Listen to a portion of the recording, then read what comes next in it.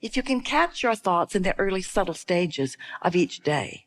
And the reason we say of each day is because while you are sleeping, the momentum of your thoughts does subside because your active attention to them isn't happening. And so that doesn't mean that tomorrow you won't wake up and remember today or yesterday, because you undoubtedly will. There will be things that will remind you, and it's easy to return both to the things that you like to think about and the things you don't like to think about. But in the morning when you first awaken, the momentum of all thought has subsided so substantially that you could begin a better feeling trend if you wanted to, or if you decide to. And that really is where your power is. It's in those early thoughts in the new morning, or those early thoughts after meditation, after you've quieted your mind. Because in the lack of momentum, you can choose the momentum that you would like to encourage. Clarity of desire is so much more important than you may realize.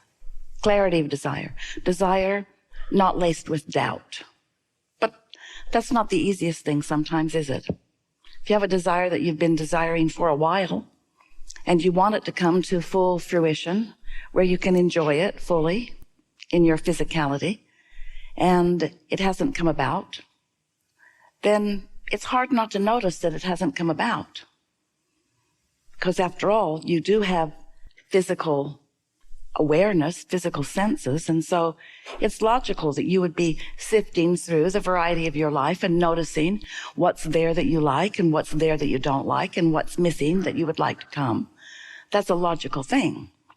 But if you get too carried away in that observation of what is missing, then your vibration may be so full of what's missing that it can't come.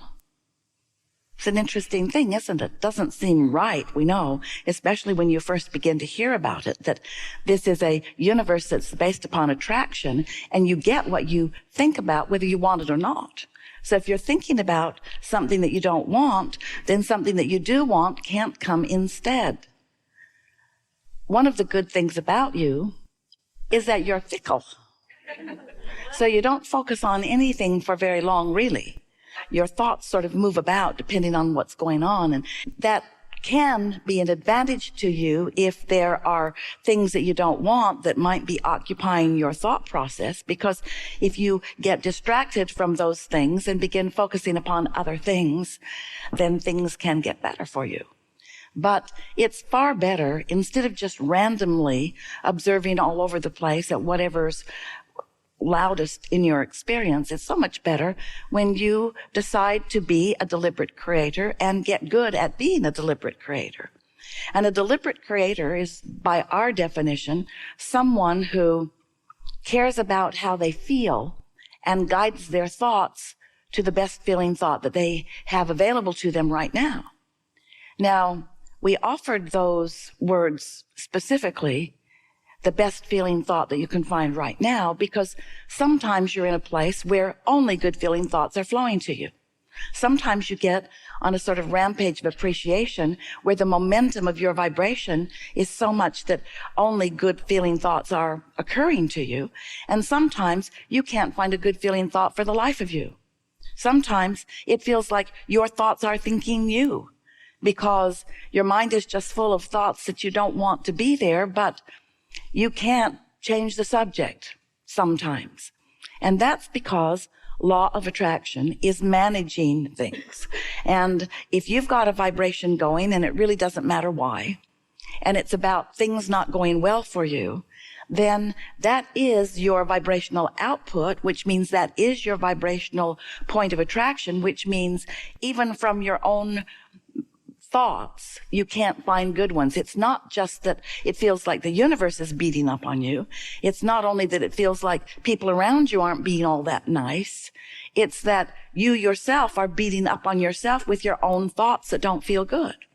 And so we call that attraction by default, or creation by default, rather than deliberate intent. And it's a natural thing, but you can, not all at once, but you can gradually improve that. You can think more good feeling thoughts today than you did yesterday, and your point of attraction will improve. and the next day more still, and your point of attraction will improve, because law of attraction will help you on the momentum of the improved thinking, and law of attraction will help you on the momentum of the not good feeling thoughts. The law of attraction just yields to you more of the thoughts that you are thinking. So here you are in these magnificent bodies, and you understand your personalities to some extent. And we want you to feel with us the importance of you here now. We mean in this body, in this personality, in this time and space. It matters that you're here. You came with great intent. You came from non-physical, and some of you acknowledge that. You believe that there is something after this life experience, and it's logical that there was something before this life experience.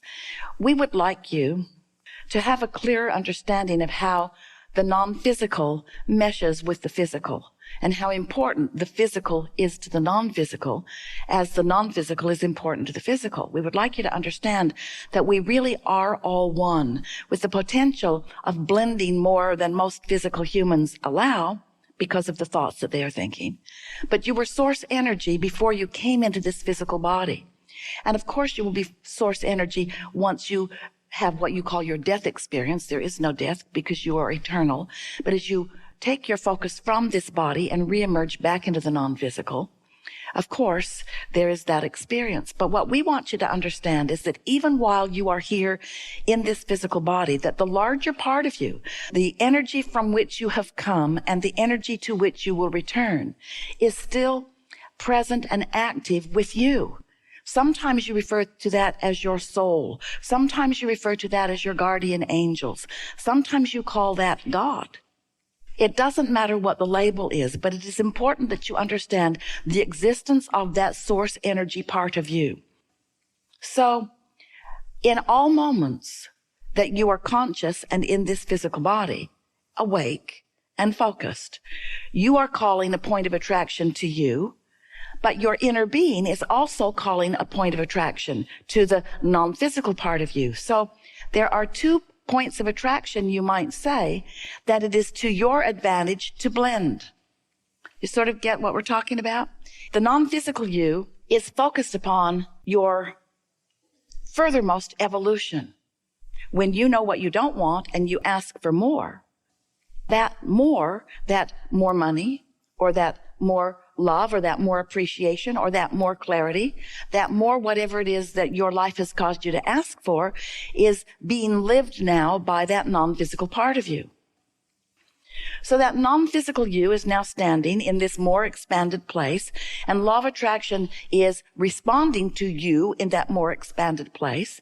And the difference between you over here in your physical body and you over here in your non-physical beingness is that in your non-physical beingness, you don't contradict your own desire. But in your physical form, when you do that, you cause separation, not between you and what you want. Yeah, but that's not the important part. Between you and the expanded version of you. And that's what causes you to feel negative emotion. When you're thinking a thought in your physical body that harmonizes with the knowing of your inner being, the emotion that you feel is one of love or elation or passion or satisfaction or interest or clarity. But when you're thinking a thought that is opposing what your inner being source you knows, then you feel agitation or dis-ease. You feel uneasiness, or you feel overwhelmment, or you feel blame or guilt or anger or fear or some negative emotion. And so every emotion that you feel, first of all, is happening in the now, and we want you to know that the now of you in your physical body and the now of you in your non-physical realm is the same now, because your inner being is not thinking about where you used to be or where you're going. Your non-physical being is focused on you right here, right now. This is where all the power of creation is. There has always been a now, and the now has always been powerful. But what most humans don't know about this now is that this now out here on this leading edge is where all that is non-physical is focused to. Humans have got that so confused in their mind because you tell stories to yourself, flawed premises like source is already done with creation and source is sitting and waiting for you to catch up. And nothing could be further from the way that it is. You can't explain eternity in that way, with somebody being done with something. No one will ever be done with anything. The non-physical is forward with you. And that's why when life causes you, genius you, out here on the leading edge to want something more, and you launch that rocket of desire, your inner being is all over it, knowing it, holding the light, holding the attention upon it. And law of attraction is responding to that, calling all cooperative components to this new creation of you, calling you too. The question is, are you going? And the answer is in your emotions. If you feel great, the answer is yes, you're going along with your new expansion. But if you feel negative emotion in some way, then you're not going along, not right now. Right now, you've got active in you a thought that isn't letting you go. And that's the whole point of why we're visiting with you and why you've called us forth and what it is that you want to know. You want to understand how to create your own reality, how to be the pure positive energy being that you are. And so you're sifting through life experience and knowing what you don't want. And in that process, you know what you do want. You never know more clearly what you do want than when you're looking at something that you don't want. So when you know what you don't want, you launch what we've been calling a rocket of desire, because it's a vibration that emanates from you. And it is pronounced and important, even though often you are unaware that you're even launching the rocket. But you set forth this vibrational thought or energy. But if you're like most people, even though you've launched this rocket of what you do want, since you launched it from an awareness of what you don't want, you have an awareness of where you already are about the same subject, and usually they are opposing thoughts. So you don't get any immediate response from your new thought. Now, if you could launch a new thought and not contradict it with the reality that you are currently living, then you'd begin to get momentum right away. And because of this, you would come to know the powerful being that you really are, because things are always working out for you and you're supposed to get what you want. And when life shows you what you want and you begin momentum in that direction, if you weren't countering it with other thoughts, the momentum would take care of itself. Have you ever had the experience where you were just wondering about something and you turned the next corner and there's a real live answer just appearing before you? That's because you asked and it was given immediately, and you were able to translate what was given into the physical equivalent because you weren't contradicting your own thought with a thought that goes in opposition. And you know, the thoughts that are most in opposition to your new desires are your awareness of what is. So how does someone become so good at only thinking about what you want? Well, it's a little tricky because you're observing so much that you do like, but you're also observing so much that you don't like. And you've been trained to be objective observers. You've been trained to be fair-minded, to be balanced. You've been trained to weigh the pros and the cons and the pluses and the minuses. After all, how can you make a good decision unless you do that? Well, we are not in disagreement with that at all, because we know that sifting through the variety of what you're living is what causes you to launch those rockets. We just want you to launch them and then follow the direction of the new launch rather than defend the new launch by justifying that you need it because what isn't enough for you. If you could just trust more that when you launch it, the universe is after it, that your inner being is after it, that source is helping you, then maybe you could relax a little bit and just understand that things are working out for you and that universal forces are assisting you. We have come into your experience in order to explain to you how the laws of the universe work, and more important, who you are in this universe on this leading edge. You are creators out here on the leading edge of thought, where thought turns to things, where you get full manifestations of the ideas that are occurring to you as you are moving through life experience.